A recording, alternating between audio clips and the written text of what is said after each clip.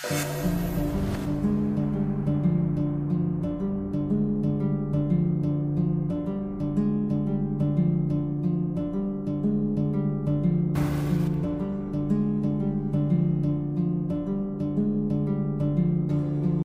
October 7, 2000, isang bus ang dumaan sa isang tahimik na kalsada sa Selangor, Malaysia. Para sa karamihan, mukha lang itong isang karaniwang araw. Pero may 4 na tao sa kalsada na nakapansin ng isang bagay na lubos na nakakabahala. Sa loob ng bus, sa pamamagitan ng bintana, nakita nila ang isang babae. Halos hubad, takot, nagpupumiglas at malinaw na nasa panganib. Tila humihingi siya ng tulong. Kaya naman agad nang kumilos ang 4. Isa sa kanila ay si Von na 18 taong gulang pa lamang noon na sumakay sa kanyang bisikleta at nagpedal lang mabilis hanggat kaya niya. Ang isa naman ay nakasakay sa motorsiklo. Ang 2 pa ay mas matatanda. Isa sa kanila ay nasa edad 50 at ang isa ay isang local instructor sa driving school. Habang hinahabol nilang bus, naririnig nila ang driver na sumisigaw sa kanila. Pinapahinto sila at sinasabing tumigil na sa paghabol at umalis na. Pero hindi sila tumigil. Patuloy silang sumunod, hinabol ang bus hanggang sa Tamansi Hill pagkatapos ay lumiko pababa sa Jalan Sampa. Sa isang punto biglang umatras ang bus tapos ay muling bumilis ang pagtakbo at bumalik patungo sa Tamansi Hill. Nagmamaneho ng mabilis at pabigla-bigla. Sa huli nawala ang bus papunta sa isang liblib na lugar. Hindi na sila nakahabol. Hapon ng araw na yon, isang dumaan ang nakatagpo ng nakakatakot na tanawin sa isang construction site sa isang tahimik na bahagi ng Taman Bukit Tinggi. Doon nakahandusay sa lupa at walang saplot ang bangkay ng isang babae. Malupit ang ginawa sa kanyang katawan. Ipinakita sa autopsy na mayroon siyang 44 na magkakahiwalay na sugat. Bali ang kanyang leeg, may malalim at mahahabang pasa na nakabalot sa kanyang lalamunan, mga malinaw na palatandaan ng pagkakasakal. Mayroong ding bakas ng similya na natagpuan sa parang maselang bahagi at puweta niya. Hindi maitatanggi ang ebidensya. Siya ay ginahasa pagkatapos ay pinatay. Kalaunan ay natukoy siya ng mga pulis. Ang kanyang pangalan ay si Nur Suzaili Mukhtar, 24 na taong gulang pa lamang siya.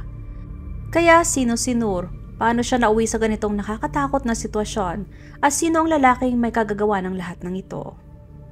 Ipinanganak si Nur sa Kangar Perlis bilang pangatlo sa 4 na magkakapatid at nag-iisang anak na babae sa pamilya. Natural lamang na lahat ay labis na nagmamahal at nag-aalaga sa kanya. Ang kanyang mga magulang ay sina Mukhtar Ibrahim, 72 years old at Harrison Hussein, 68 at ginawa nilang lahat upang mabigyan si Nur ng pinakamagandang buhay. Iginagalang nila ang kanyang pribadong espasyo, sinusuportahan ang kanyang mga pangarap at hinikayat ang kanyang pag-aaral. Gusto niya na maging isang computer engineer. Kilala siya sa kanyang malalim na dimple, mainit na ngiti at malalim na pagmamahal sa agham. Hindi nagtagal ay nagbunga ang kanyang pagsisikap. Nakapag-aral siya sa De Montfort University sa United Kingdom kung saan ay kumuha siya ng kursong computer science. Tinawag siyang susi ng kanyang mga kaibigan. Si Nur ay palabiro, palakaibigan at yung tipo ng tao na agad mong magugustuhan. At matapos ang lahat ng pagsisikap, nakuha na rin ni Nur ang pangarap na trabaho. Nakakuha siya ng alok na magtrabaho bilang computer engineer sa Pantay Medical Center. Labis ang kanyang tuwa, sa sobrang saya hindi siya makatulog ng gabi bago ang kanyang unang araw. Ganon din ang kanyang mga magulang at mga kapatid na lalaki. Pareho-pareho silang masaya at proud sa kanya. October 7, 2000, maagang gumising si Nur. Nagdasal sa umaga at nagsagawa ng ilang gawain bago magbihis. Pinili niya isang disenteng pang-itaas at palda at ipinareha yon sa kanyang paboritong hijab. Hindi ito marangya pero maayos, elegante at may dignidad ang kanyang hitsura kung titignan. Handa na siya para simulan ang panibagong yugto ng kanyang buhay. Bandang 7:30 ng umaga umalis siya mula sa inuupahang bahay sa Kampong Baru patungo sa bago niyang trabaho. Hindi ito kalayuan, isang maikling sakay ng bus at kakaunting lakad lang. Tulad ng iba, sumakay siya sa Express Kiara bus na may plate number na WE4256 na bumabiyahe sa rotang Kuala Lumpur patungong Port Klang. At sa una parang wala namang kakaiba, may ilan pang pasahero sa loob ng bus. Huminto ito sa mga karaniwang hintuan, nagsasakay at nagbababa ng mga pasahero. Makalipas sa ilang sandali, unti-unting bumababa ang mga pasahero hanggang sa 2 na lang ang natira. si Noor at ang isang lalaking mula sa Bangladesh. Pagkaraan bumaba rin ang lalaking yon.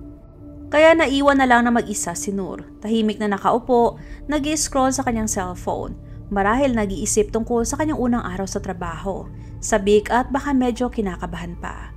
Wala siyang kaalam-alam na malapit nang magbago takbo ng kanyang buhay sa isang nakakatakot na paraan. Dahil ang lalaki nagmamaneho ng bus na si Muhammad Hanafi Abdul Rahman ay matagal na palang nakamasid sa kanya. Patuloy siyang tinitignan ng driver, kinakagat ang kanyang labi hindi dahil sa panunuyo o nakasanayan, kundi upang pigilin ang kung anong umaalab sa loob niya. Yon ay pagnanasa. Nagsimula ito sa isang tingin, kasunod ang isang pag-iisip, at pagkatapos ay may dumating na mas madilim na hangarin. Tinitignan niya si Noor na parabang hindi na ito isang pasahero kundi isang biktima. Natalo siya sa kanyang konsensya. Sa halip na huminto malapit sa Pantay Medical Center kung saan dapat ay bababa si Noor para pumasok sa trabaho, binago niya ang rota. Lumihis ang bus mula sa karaniwang daan at pumasok sa Jalan Bukit Tinggi, isang mas tahimik at liblib na kalsada. Sa una hindi ito pinansin ni Noor. Maaring naisip niyang binago lang ang rota dahil sa traffic. Pero di nagtagal nagsimulang magdulot ng kaba ang mga hindi pamilyar na liko ng daan. May mali kaya sinubukan niyang manatiling kalmado. Baka naman may dahilan lang ang driver.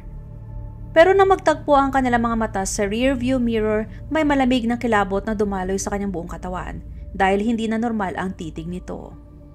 Tumayo si Noor mula sa kanyang upuan at pilit na nag-aakto ng kaswal. Pawis na pawis siya at malamang ay malakas ang kabog ng kanyang dibdib. Pero bago pa siya makagalaw ng higit pa, umatake na si Hanafi. Hindi na siya naghintay.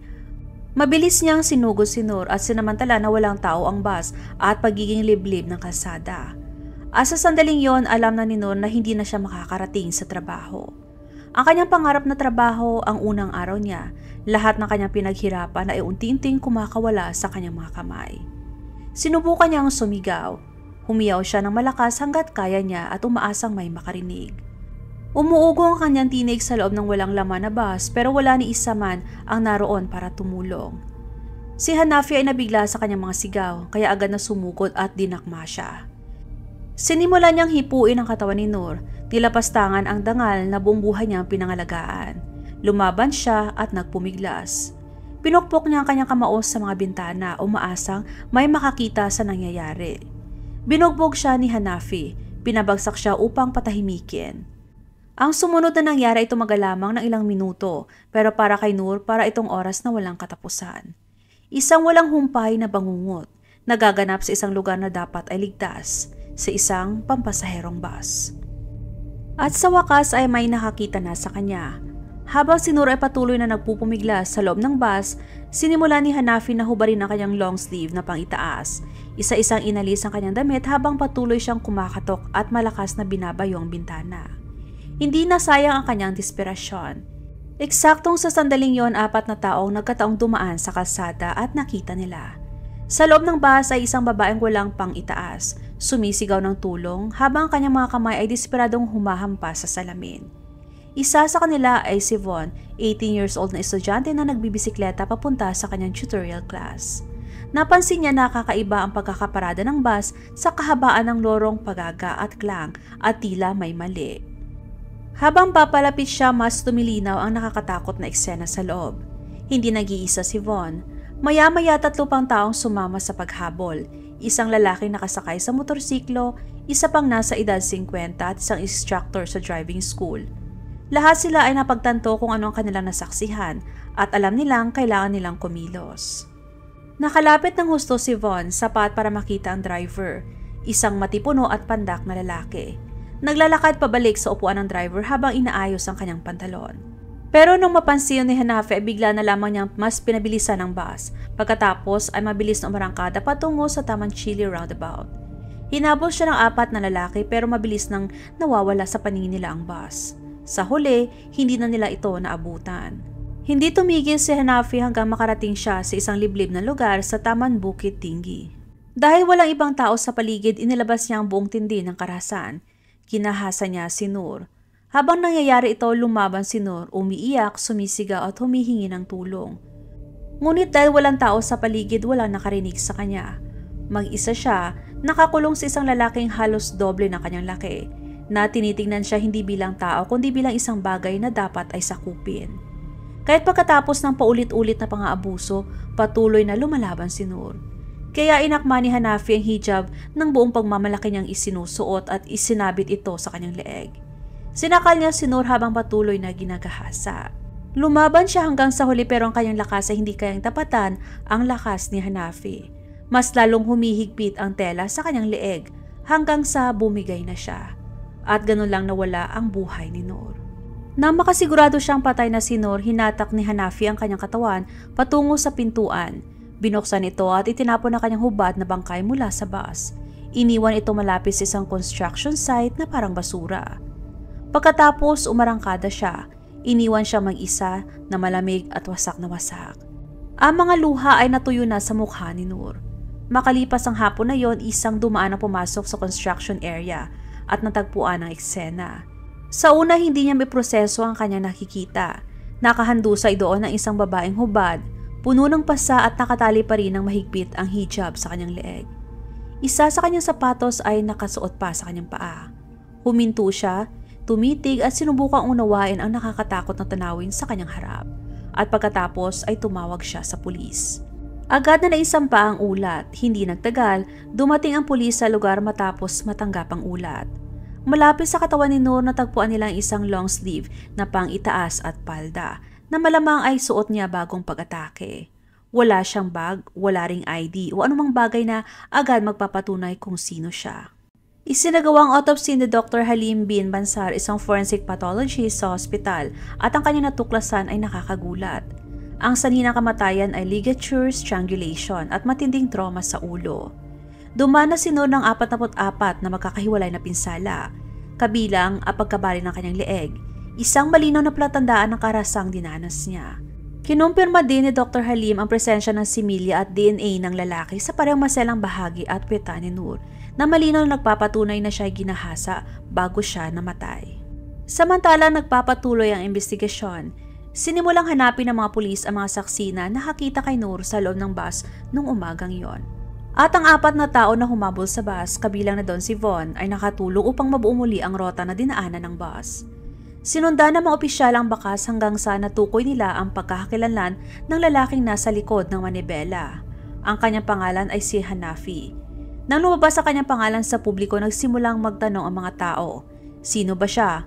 Kilala ba niya si Noor o random ba ito o planado?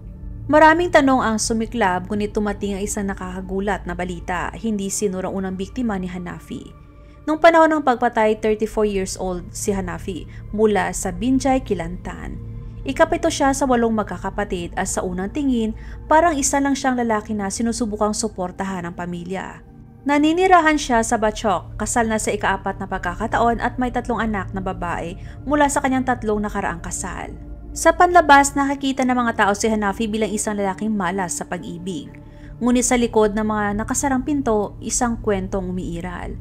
Ayon sa mga rekord ng pulis, may kasaysayan si Hanafi ng marahas na krimen, partikular na ang sexual na karahasan.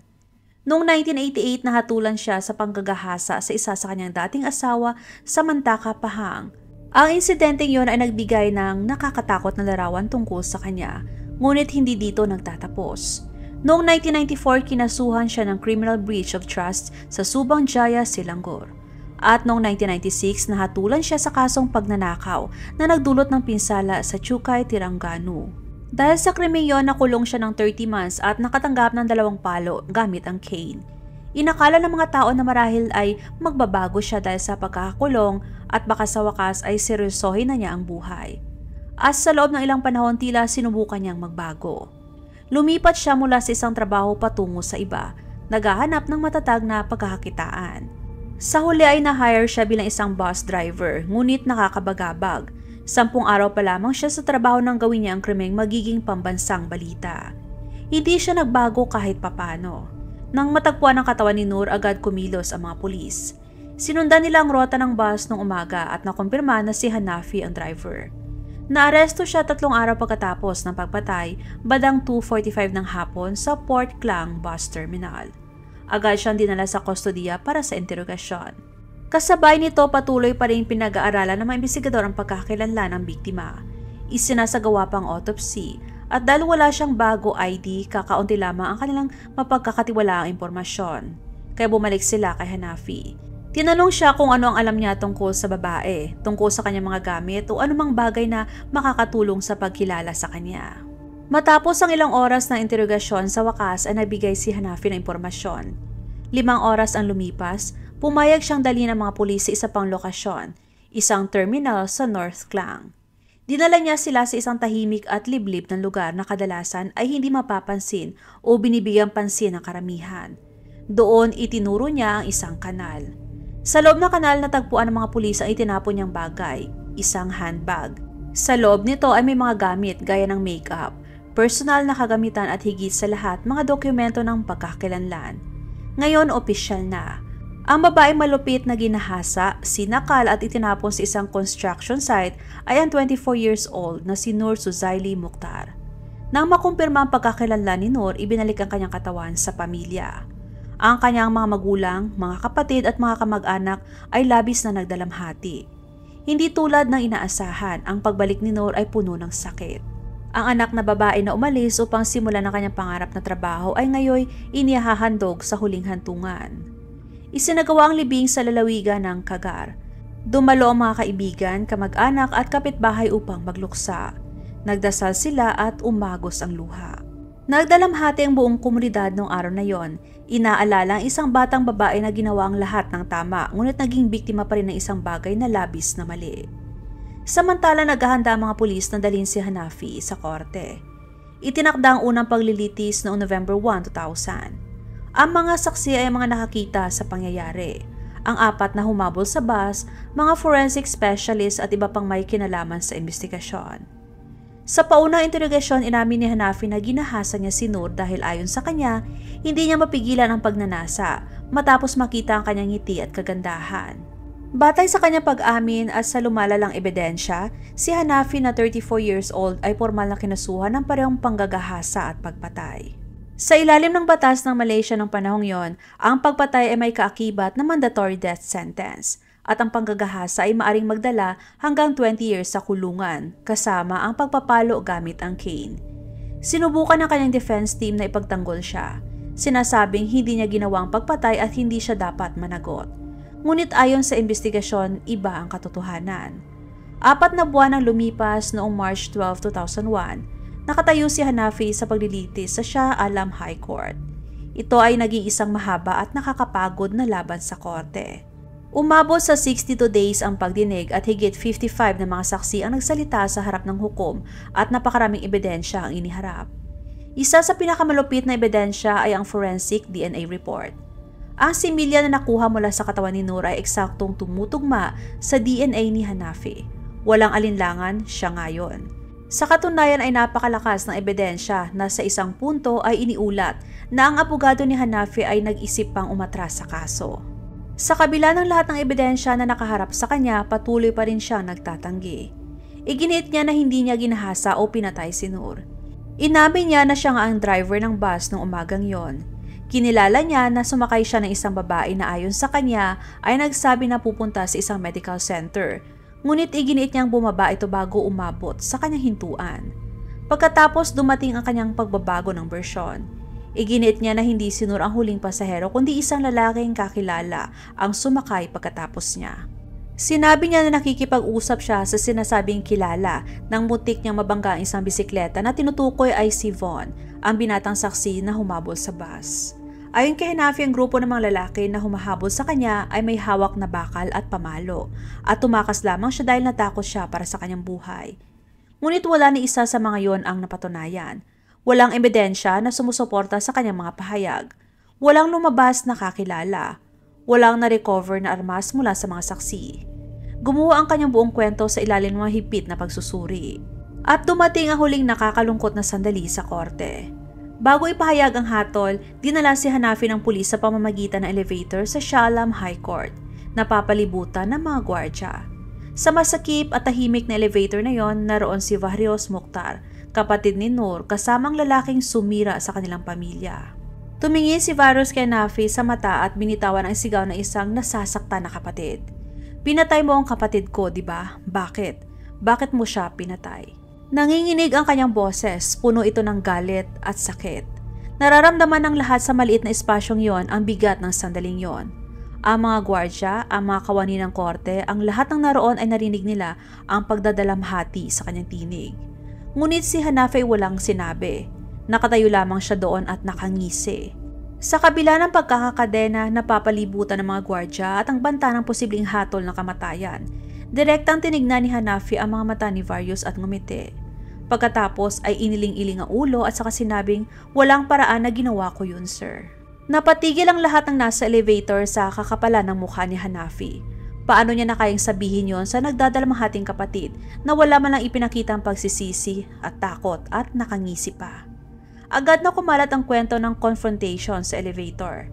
Namangha ang mga tao hindi lamang sa mga sinabi ni Hanafi kundi sa kumpiyansang ipinakita niya habang binibigkas sa mga salitang ito. Paano ang isang lalaking nahaharap sa kamatayan ay maaring itanggi ang maliwanag na katotohanan ng ganon kakaswal? May mga saksi, forensic evidence at DNA na nag-uugnay sa kanya sa krimen, ngunit may lakas pa rin siyang sabihin na hindi siya yon. Pagdating ng April 26, 2002, puno ang korte.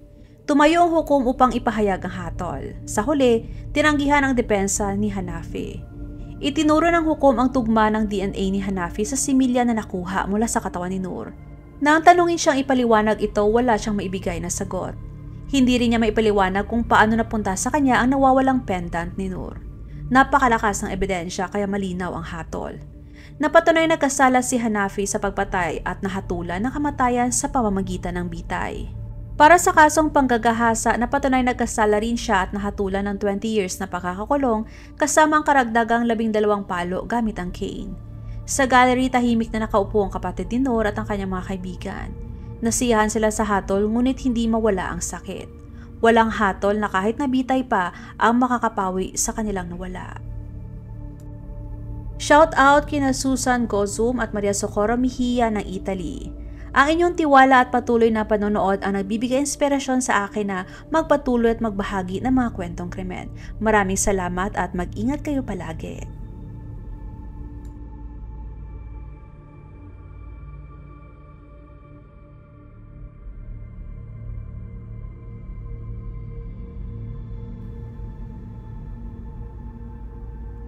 Huwag makatubiling ibahagi inyong mga saloobin at komento. And please huwag kalimutang mag-like and subscribe sa aking channel kung hindi mo pa nagagawa. Magkita-kita tayo ulit sa aking susunod na video. Maraming salamat!